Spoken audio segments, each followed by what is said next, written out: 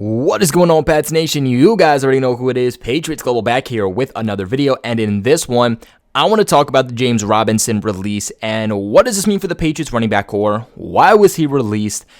And what is next? Because, man, everybody's been going berserk around Pats Nation in terms of what are the Patriots going to do at running back now? Oh my God, Dalvin Cook, Leonard Fournette, Ezekiel Elliott. And I never fully touched upon the James Robinson release, so we're going to break all that down in today's video. But of course, make sure you guys do hit that like button for more New England Patriots news and videos like this, because you guys liking the video tells me and it tells YouTube, who are essentially my bosses, that, hey, this guy's doing pretty good and this video actually wasn't terrible. Let's put him out. Let's get his views up. Let's tell other Patriots fans about this channel. So let's grow this Patriots Global community. Let's make it the #1 Patriots channel on YouTube. And I can't do that without your guys' help. You know, this isn't my channel. This is our channel, right? This is our channel. We all grew this together from day one. So let's continue to do it, and let's continue to build this family so that we can get more people in the chat and have some new opinions and some great discussions. Now, just over a week ago, the New England Patriots surprisingly released a running back, James Robinson, one of the biggest moves that they made this offseason. They obviously didn't do a whole lot in terms of free agency, but signing James Robinson was one of those bigger deals, right? And it was one of those things where, hey, if this pans out for the Patriots, they are getting arguably one of the best 1-2 punches in terms of the running backs in the National Football League, and Ramondre Stevenson and James Robinson. I mean, James Robinson came onto the scene with the Jacksonville Jags, lighting things up, a guy that nobody expected to do so. They really expected Travis Etienne to be that guy, but that guy was always James Robinson up until he got injured. I mean, he was an undrafted free agent in 2020, but then he rushed for over 1,070 yards and 7 touchdowns in just 14 games played. And then in 2021, rushed for just over 700 yards and 767 total, with 8 total touchdowns, averaging 4.7 yards per carry. But unfortunately, at the end of the 2021 season, tore his Achilles. Unfortunately, tearing your Achilles versus tearing your ACL are two very different things. Nowadays, tearing your ACL, you can come back within a year. Tearing your Achilles, on the other hand, that's an injury, especially at the running back position, that most players don't come back from. And if you do, it's about a 2-year return from the injury. Obviously, they thought that they could get him back in 2022. Things really just didn't work out. He still wasn't healthy. They traded him to the Jets after they lost star running back in Breece Hall, and he still never became a starting running back, not even for the New York Jets this past season. I mean, in the 4 games the Jets actually had Robinson active, he rushed for 85 yards. It was one of those situations, though, where if the Patriots could get a healthy James Robinson, it could have been one of the biggest trades of the offseason, as they gave him a 2-year contract worth a total of $4 million and up to $8 million total. And if you really want to break down the contract that James Robinson got for the Patriots, now, he had no signing bonus, he had no fully guaranteed money, he had a $150,000 roster bonus in 2023, and his injury waiver was split in terms of his salary between 2023 and 2024. So the Patriots are only taking on about $300,000 in dead money, which is essentially nothing. And that's exactly what the contract at the time told us, right? 2-year contract to where, hey, if this does work out and James Robinson can come back from this injury and just stay healthy and get on the field and actually produce at least 80% or even 70% of what he did in 2020, then he was going to make this roster. But terms of the contract had it set up to where, hey, if you're not that guy and you are still dealing with this injury and you're just never going to be the same running back, we can get out of this contract. Which, I mean, at the end of the day, probably should have been something that we all saw coming. It seems like anytime the Patriots sign a veteran running back, they end up getting released before training camp even comes along. And we saw James Robinson a lot this offseason in terms of practice, right? We heard about him at OTAs. We heard about him the first day of minicamp because he didn't get to day 2 and they canceled day 3. And even the days that wasn't open to media for OTAs, we did see pictures of James Robinson there. Unfortunately, though, we never heard a single thing about him when media availability was open for OTAs, which was 3 days. and the 1 day of minicamp, essentially telling us that he probably wasn't standing out, probably wasn't making any significant plays, which is why they decided to just kick him to the curb. If you know a guy's not going to be anything for you, then don't waste the roster spot, and at least put that roster spot towards someone who can give you reps at a position that you need, potentially wide receiver, or can at least open up a roster spot for somebody to fight to make your 53-man roster. I firmly do believe that between OTAs, mini camp, and just the other activities that the Patriots had in terms of the offseason program, they looked at what James Robinson was performing like, and they just said, you know what, you're not back from this injury, and we're just going to cut ties with you. Which now brings us to the massive question on what do the Patriots do? Because they didn't draft a running back at all in this past draft. Essentially telling all of us at the time that James Robinson is a guy that they are going to lean on. Let's also keep in mind they didn't sign Damian Harris because they signed James Robinson, and Damian Harris got a less contract than James Robinson did. But before we get into what this ultimately means for the Patriots, I do want to give a massive shout out to the sponsors of this channel over at FanDuel. Guys, baseball season is in full swing, and there's no better place to bet or get in on the action than FanDuel, America's #1 sportsbook, because right now, new customers can get a no-sweat first bet up to $1,000. That is a $1,000 back in bonus bets if your first bet does not win, guys. Just go to FanDuel.com/Boston to join today. Guys, it's really important that you do the /Boston part. That's how you're going to get this deal, is again, by going to FanDuel.com/Boston. Guys, you want to make some quick and easy money?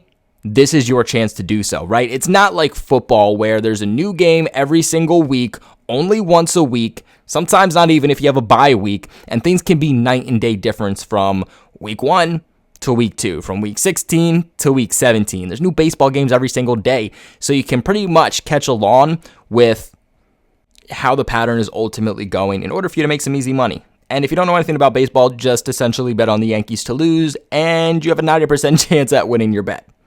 So guys, don't miss your chance to snag a no-sweat first bet up to $1,000 when you join FanDuel today. Again, just go to FanDuel.com/Boston to sign up. FanDuel, the official partner of Major League Baseball. Major League Baseball trademarks used with permission. Little disclaimer here, guys. Make sure you are 21 and present in the state of Massachusetts. First online real money wager, only if a $10 deposit is required. Refunds are issued as a non-withdrawable bonus bet that does expire in 14 days. Restrictions do apply. See full terms at FanDuel.com/sportsbook. Hope is here. All you have to do is visit Gambling Helpline ma.org or call 800-327-5050 for 24/7 support. Play it smart from the start, or go to GameSenseMA.com or call 1-800-GAM-1234. So one of the biggest rumors going around right now is Dalvin Cook, right? He was released a little bit over a week ago now from Minnesota, and I have seen a lot of rumblings going around. I've had a lot of you guys ask me questions on, hey, is it true the Patriots are interested? Is it true that he actually wants to link up with DeAndre Hopkins here in New England? And to what I'll say is that there has been absolutely no reported interest from the Patriots in Dalvin Cook, right? And I think Dalvin Cook also doesn't make sense for the Patriots because Ramondre Stevenson is your lead running back. Dalvin Cook would have to be okay with coming to New England and not being the #1 running back. He'd have to be okay with being a spellback at that point that essentially comes in and is just a rotational piece to get some snaps off of Ramondre Stevenson's back to keep him fresh. Dalvin Cook doesn't want to be that, especially with the interest that he has league-wide. He's going to be a starting running back. He's not going to take less money that New England is not going to give him because New England doesn't pay their running backs, just to essentially come here, take a pay cut, and not be your lead running back. Dalvin Cook's not coming here, so anything you hear about Dalvin Cook coming to the Patriots is a bunch of BS. Like I said, I really just look at this timeline from New England, not re-signing Damian Harris, signing James Robinson, who you knew was going to be either a hit or miss. It was a high risk, high reward, and it didn't pan out for you. And like I said, you gave him more money than you gave Damian Harris. And then You also didn't draft a single running back, not to mention the fact that you didn't even pick up a running back as a UDFA. That tells me that the Patriots really weren't that concerned with running back, even after the issues they had this past year with several guys going down and Ramondre having to be that lead guy, take on not even the bulk of the work, but all of the work, and play through injury. To me, that says they're pretty happy with the guys that they have in the building from last year in Pierre Strong and Kevin Harris, right?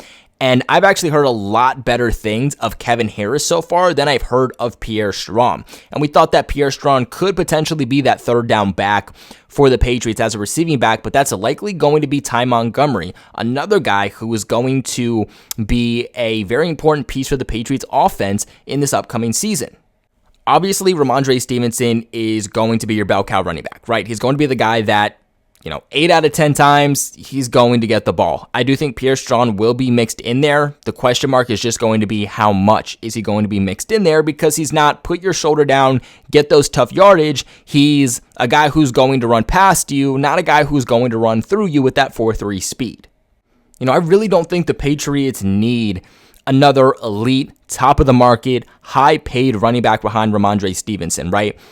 Unfortunately, there's a lot of great running backs that just aren't currently signed. I mean, Leonard Fournette, Zeke Elliott, Dalvin Cook, Kareem Hunt, so many guys that are available, but unfortunately at the running back position, it's just not of high demand, so there's always going to be good guys who are just out there on the market.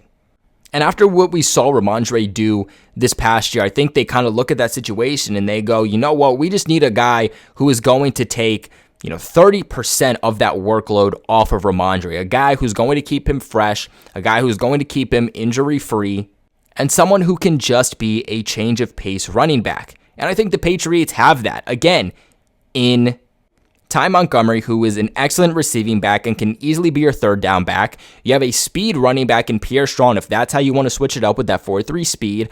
Or you have a guy that you've essentially had in this system over the last several years, since 2019, in Kevin Harris. And no, I don't mean Kevin Harris has been here since 2019, but he is almost an exact mold of what Damien Harris is. From size to build to play style, these guys are so similar. And I told you this time last year that if Damien Harris leaves the Patriots, it's because the Patriots are confident in Kevin Harris to take over his exact role. And it's looking like that's the exact case. From what I'm hearing out in camp, he's getting a lot of opportunities. He's looking good as a runner, and he's actually looking really good as a pass catcher, which is something people were not expecting from Kevin Harris at all.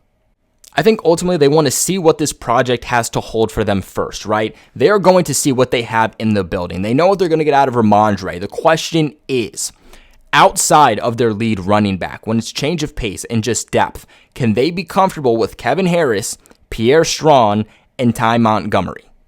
If that question ends up being a yes, then they're not going to go out and sign another running back. They're not going to sign a Zeke Elliott. They're not going to sign a Leonard Fournette. But if this experiment doesn't go well for them, then I do see them bringing in a veteran running back. Right now, I do just think that there's way too much talk going around about bringing in one of these top-end running backs, when at the end of the day, that's not what you need. And I think what you also have to understand is whatever running back would come in here would have to be okay with being a guy who just takes that workload off of Ramondre. It's not going to be 50-50. You're not going to come in and be the lead back. No one's going to replace Ramondre. And I don't see a guy like Zeke Elliott wanting to do that. I definitely don't see a guy like Dalvin Cook wanting to do that. Kareem Hunt last year wanted out of Cleveland for that exact reason. I don't necessarily see him wanting to come here for that reason then. So for right now, and potentially even heading into training camp, I would expect this running back core to stay the same and see what these guys got before anything ultimately happens. They've given J.J. Taylor a lot of looks too, and I've pretty much given up on that experiment, but he's a guy that knows the system, has had some good moments also, and a guy that they can probably get back on the practice squad too and just elevate if they need him, or elevate if they're dealing with any injuries on a week-to-week basis. So that's probably not what you wanted to hear. It's not the most exciting thing, but from a logical standpoint, and what I really believe this franchise is going to do heading forward after the James Robinson release, it makes a lot of sense. What are your guys' thoughts, though? Let me know in the comment section below. Remember to leave a big like on this video, and of course, subscribe to the channel for all of your New England Patriots news. I appreciate you guys for watching as always, and never forget, go Pats.